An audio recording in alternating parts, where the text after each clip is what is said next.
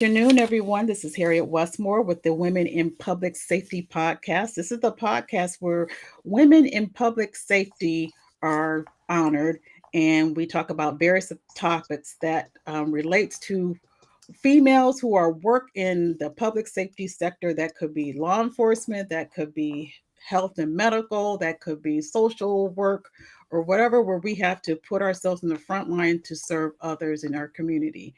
So, welcome this afternoon. We're going to have a great topic today and a great guest. I'm so happy that she is here. This is Katharine Chapman Pope. and Katharine Pope. I'm Yeah, sorry. that's okay. And she is a death investigator. And I thought that was very, very interesting. Um, so her job, she has an organization called Forensic Founds. And so I wanted to, kind of pick her brain and see what type of experiences that she can share with us. And as a female death investigator, are there any challenges or any triumphs, or how is it different than your male counterparts? So I just want to say welcome, and I appreciate you being here, Catherine.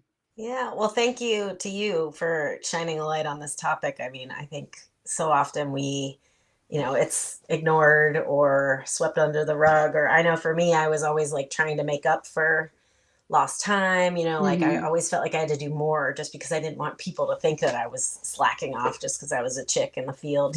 There you go. Right. So with that being said, what's your story? How did you get involved in public safety and law enforcement? Oh yeah, man, I've always loved kind of the abnormal since kind of CSI came out when I was a young person. And um, I knew pretty right off the bat that I wanted to work with skeletal remains. I Mm. loved reading the Kathy Reichs novels back in the day. Bones hadn't Mm-hmm. come out yet. It came out when I was in graduate school, but and don't ask me that in a public field because I'd be like, no, I hate that. It's so lame. But I totally loved it. Um, and so I went to graduate school to get a degree in forensic anthropology, and I studied human skeletal anatomy. And I thought it was just amazing.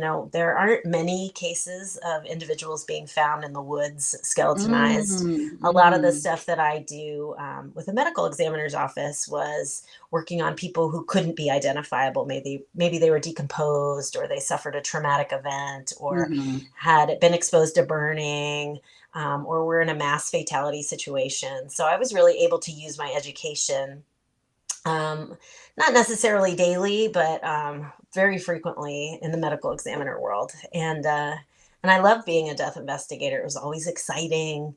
You never had the same case. We rarely meet the same people over.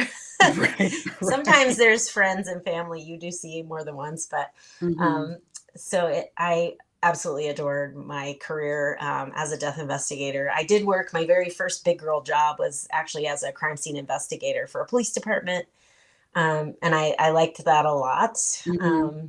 And I also worked behind the scenes as a casualty analyst for the Department of Defense, POW MIA accounting. Oh, wow. So that was a 1 year fellowship that I got after graduate school. And it's Okay. basically recreating the last known whereabouts of service personnel from World War II. There's still 88,000 service personnel just from that, from World War II, still missing. Wow. And, Oh and my there are still gosh. people, I know, it's so amazing. And there's still people looking for them. We're still trying to create from the historical archives, what Mhm. exactly happened to them. And if we have enough information, we can deploy archaeologists to go and look for their remains, which is so cool. Wow. That is cool. That's Yeah. something I love, like cold cases and Yeah. things like that, missing persons. I would, that would be my dream job if I really had the Yeah. opportunity. So walk us, what's the beginning? What do you first do when you're called out to investigate a particular death scene? Yeah. So the medical examiner is different sometimes within the counties that we live Mhm. in. So whatever state you live in might be a little different from where I live. And there's also coroner systems. In Texas, they have the justice of the peace. Mhm. So the jurisdiction is kind of arbitrary. Sometimes it feels Mhm. like. So the first line of defense kind of to decide if a case is going to come in for an autopsy is the death investigator. And we Mm-hmm. ask a specific set of questions to find out if the person had a medical doctor, what's their age, what's their general health status, is there any indication of drugs, alcohol, Mm-hmm. an accident, something traumatic, homicide, suicide. Mm-hmm. And we need to make sure that there's someone around to call funeral home. So we ask specific questions to find out if they can be released. And normally, if my grandmother dies dead in bed, she's got lots of medical issues, she can be released to the funeral home, and her primary care doctor will sign a death certificate. But if there's no one to do that, say they don't like to go to the doctor, or if they're young, or if there's any other indications, then we will accept that case. Okay. And what by any other factors would you like suspect of foul play? Sure. Um, okay. Yep. So there's five manners of death that the doctor can list, and that's Mm-hmm. homicide, suicide, natural, Mm-hmm. undetermined, and accident. Okay. So a primary care doctor for somebody that's sick, and elderly, they will sign a death as natural, and that's fine. But they can't, based on our medical records and how funeral homes work and death certificates work, they can't sign homicide, suicide, Mm. undetermined, or accident. The forensic pathologist has to do that. Oh, And okay. yeah, in order to do that, they have, they like to put eyes on the person because they're signing their medical license. Right. Um, and usually they don't go out to the scenes. They're doing the autopsies during the day, Mm-hmm. under nice bright lights in a sterile environment. So we Mm-hmm. kind of go out and we're the eyes and ears for the pathologist. Now, how closely do you work with the detectives or the investigators who are assigned to the case? Yeah, so the majority of cases aren't criminal in nature. There's Okay. a ton of other things that happen. So if there is a homicide, a lot of drug overdoses do Mm-hmm. deploy detectives, just because this is like, we don't know it's a drug overdose until the toxicology comes back. Mm-hmm. So, if it's a suicide, usually the detective come, but yes, absolutely. We work hand in hand with the police, and they know, at least in the agencies I've worked for, the Mm-hmm. medical examiner has jurisdiction over the body, and the Okay. detectives in the police department have jurisdiction over the evidence and the scene. And so, we work together, but we're completely separate agencies. Gotcha. Now, talk to us about being a female death investigator. How is that dynamic working with male counterparts? Yeah, it's funny. I started working for investigating agencies when I was 26. So I was Mm-hmm. always this young, really eager. I love my Mm-hmm. job. I'm very excited to be out there. So, um, and back in those days, 15 years ago, it was pretty much a dominated field with men, older men. Mm-hmm. Now I'm noticing for sure, like I've noticed a lot more women being in the job. I don't know why that is. I think it's because it's a puzzle. Maybe we like to solve puzzles. I don't know. I think Mm-hmm. there are a ton of young women in forensic science as well, and starting to enroll, like forensic anthropology specifically. Our enrollments are generally women, and there'll be like one or two men in the Oh, wow. classes. Yeah. So, um, I'm very good at speaking my mind, so I never felt like I was targeted, or Mm-hmm. I never had any problems. But I certainly, like I said, I would speak up when I felt like there were any issues. I know. So the agency that I worked for, last, we had to do our own removals. So we Mm-hmm. were one agency I worked with. We would contract a livery service to come and actually remove the decedents. But in this other agency, I had to pick them up. I had to put them in the body bag. I had to put them on the stretcher. And I'm not a small person, but I'm not Mm-hmm. super bodybuilder. Right, right. So I was not shy about asking for help, but you better believe I stepped in and did my share of Mm-hmm. lifting. I've also had two kids, so when I went out on maternity leave, I did feel a little weird, and especially when I came back, Mm-hmm. having to pump while I was breastfeeding. Yeah. That was really awkward. You can get stuck out on scenes for hours without being able to come back to the office and Mm-hmm. deal with yourself. So it's Right. it was a situation that was awkward, but I was really fortunate to be born with this Mm-hmm. ability to just speak my mind. This is what's Mm-hmm. happening. This is who I am. This is what I need, and no one was ever too icky about it. And I'm sure with that, type of your personality, that you gain more respect, that they know to back. Okay, we're not going to mess with her. I hope so. Shoo. You don't want to get on my bad side, you know. Right, right, right. So, what would you tell? What's your stress relief? How do you manage stress? Because I know, being a death investigator can be a stressful job at times. This is such a great question. If you'd asked me that 3 or 4 years ago, I would have said drinking a bottle of wine. And and this is the answer that many people are handed when they are in first responder public safety jobs is, Hmm. oh, just suck it up, buttercup, have Right. some, have a shot of whiskey and do your business. Hmm. Um, so I recognized that wasn't really serving me and actually stopped drinking completely about 2 years ago. And now there's so many more options for me to take care of myself when I'm feeling stressed out from work. But the very first thing we have to do is just process that stress. Yeah. Admit that we have it, that we are subjected to some really weird, crazy, abnormal things on a Right. daily basis. Hmm. And, it's okay to feel uncomfortable. And, Hmm. just saying that out loud really started to help me be like, oh, it's okay. And the more I talk about it with either just myself, so I journal a lot Hmm. now. Oh, great. I like to Okay. call it mindful decontamination. It's just like getting the Mm, junk that's in your brain out of your brain. Um, absolutely. yeah, but once I started doing that, I started feeling more comfortable sharing with people in my community. I write a lot on social media about this topic, and I've had so many people come up to me like, "Oh my gosh, I always felt icky and I was embarrassed. I was ashamed to talk about me feeling stressed out." And they feel Hmm. much more comfortable now that people are talking about it.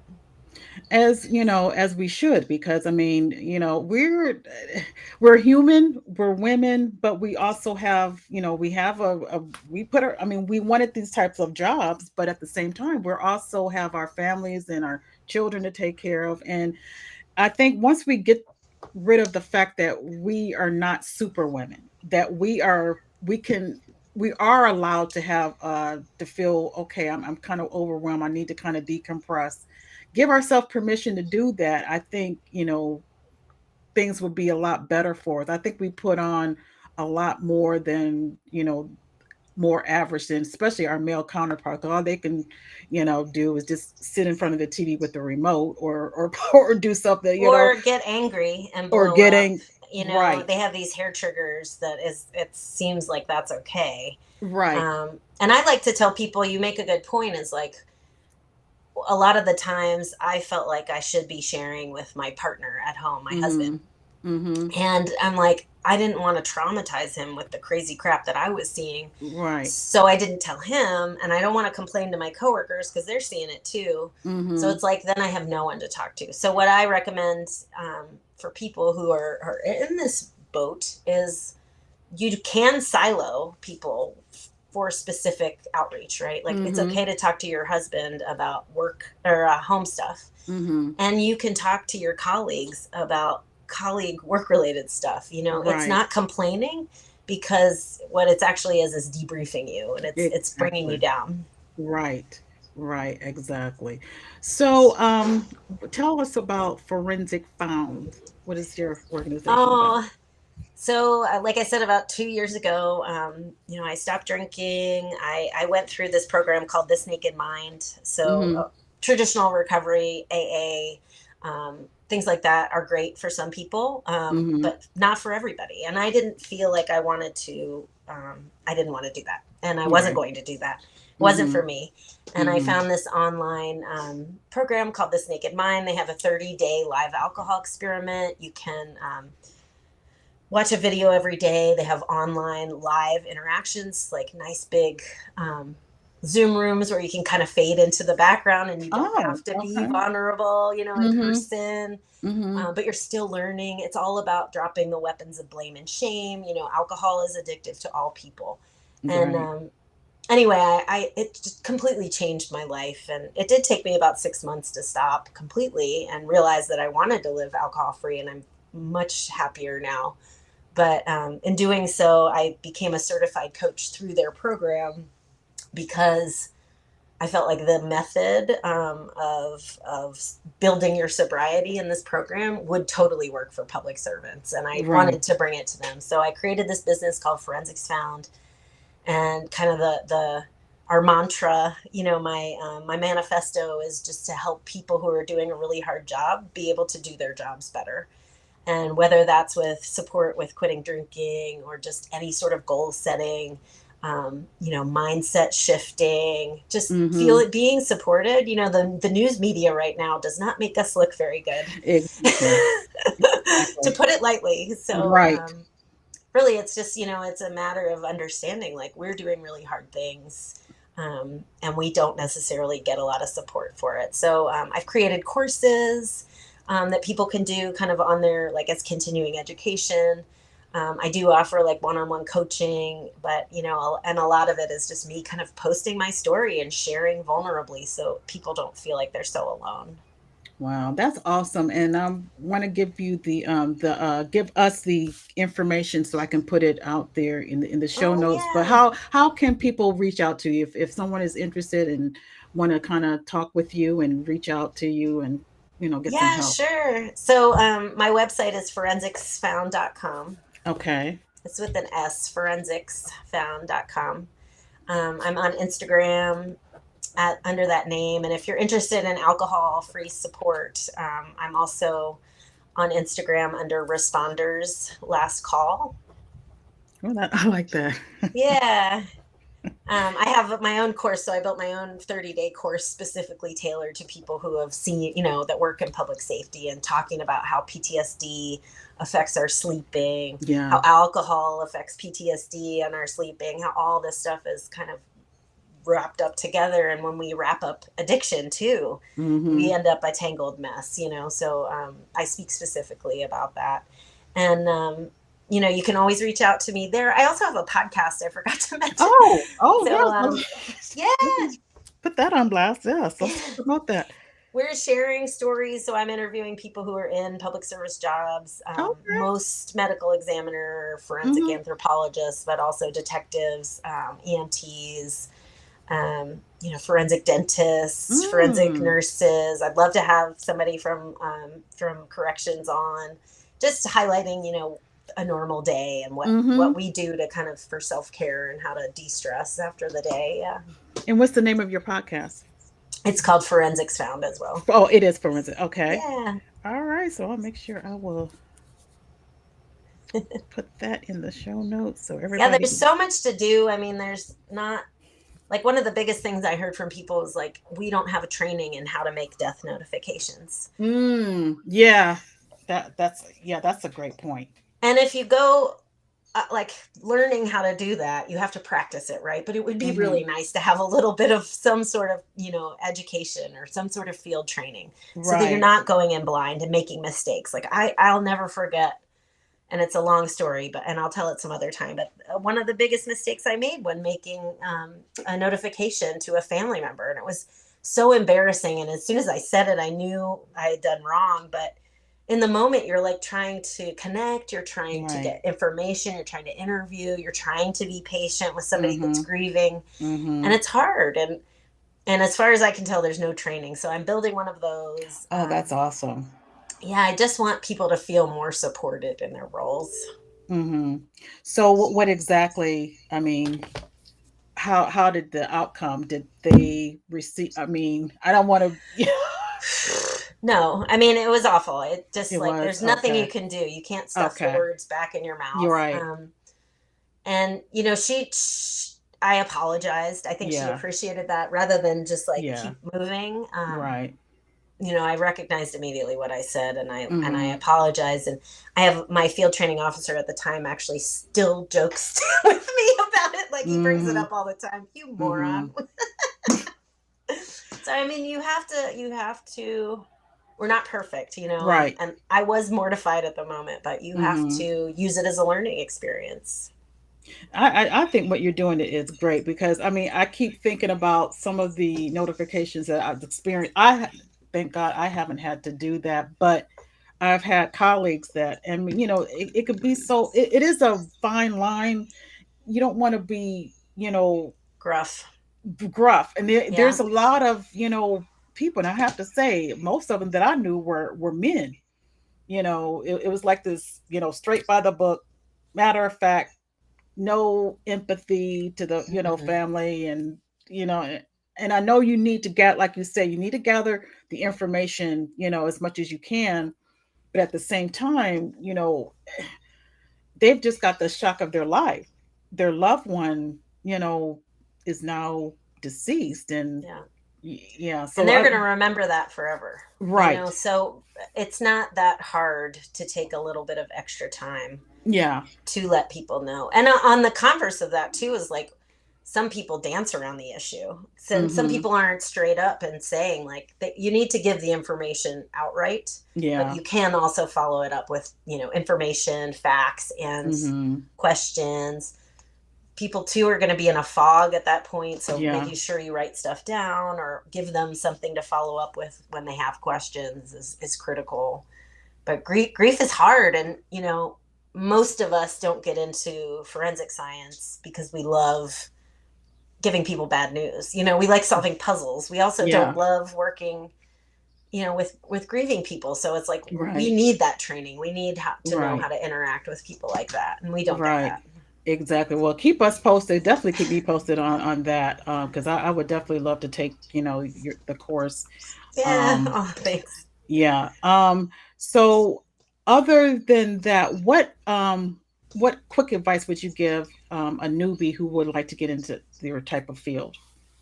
Oh, yeah, sure. So, if you're interested in forensic science, I have like a top 10 list that I publish that I'll send you later that you can add to the Okay. link. Okay. But one of the biggest things that I always recommend is try lots of different things on for sides. We don't live in a world where, you're going to have the same job for 30 years. Both of my Mm-hmm. parents worked in the same place for 30 years, but Yeah. Yeah. I think those my, days are gone. yeah. Absolutely. My dad was a fireman at the DC Fire Department for Oh 30 wow. years. Wow. And my mom was an RN. She actually did change. She was an ER nurse for a while, and then she was a school nurse. But Wow. still, like two places over her whole career. It's amazing. But Wow. so I think nowadays it's like you can try things on, and just like a fingerprint match, like an exclusion is just as Mm-hmm. important as a comparison match. And we can, I loved working in crime scene, but I was like, Mm-hmm. not enough death and destruction. Like, let's go to the next thing. Mm-hmm. And I tried the behind the scenes stuff and did the historical casualty analyst job. I was like, this is cool. Not enough death and destruction. Like, let's Mm-hmm. move to the next thing. Mm-hmm. And I was out on the, in the field. I was behind the scenes. I was working 9 to 5. Then I was doing the evening shift. Mm-hmm. And so it's really a give and take. And there's no shame in new students just getting out there and trying a lot of different things. Wow. So there you go. It's a wonderful, it's a great opportunity. I mean, and if you have to have a certain type of mindset, is like what Catherine said, because I understand. Um, I know we have this weird sense of humor. I know we've been known to have, It's and that true. that might be our coping mechanism. I mean, sometimes we people might look at us or we're weird, but I mean that's our way of processing things sometimes. But yeah, it's a fascinating career, and I would especially young ones. I'm beyond the age of starting over, but I mean I'm encouraging especially women. I think we are more analytical. I mean we're very we can use our emotions to our advantage because we can show more empathy and Hmm. sympathy, and we work well with the public. And I think we can, that would be a great career. So I'll make sure Yeah. that I will put your website, your podcast, and looking forward to your wonderful course on death notification, which is very much needed. I think that would be a great part of a mandatory training source for Yeah. all departments. Oh, people need it for sure. Absolutely. Well, Catherine, I thank you so much for this wonderful conversation. Like I said, I am fascinated. Oh, I wish I would have had, if I could go back to school. And matter of fact, because I was looking on our state website and I saw there is a forensic scientist position that's open. And I, Nice. and I was like, That's oh, awesome. You I got wish I this. would have had the background. But yeah, yeah. So if anybody's in Ohio, and want to work for the state of Ohio, there is a forensic science. It has a science background, anthropology background. There is a Cool. position open. So thank you so much again. And for those who are interested, women in public safety, if you're interested, I do have a Facebook group that I would love for you to join. And it's called Women in Public Safety. Just look for that and answer the membership questions, please. And then I will make sure that you are approved. And we're just a community of women that just come together from all facets of departments and just give each other support. We share how we decompress things. If things are going on at work, we share.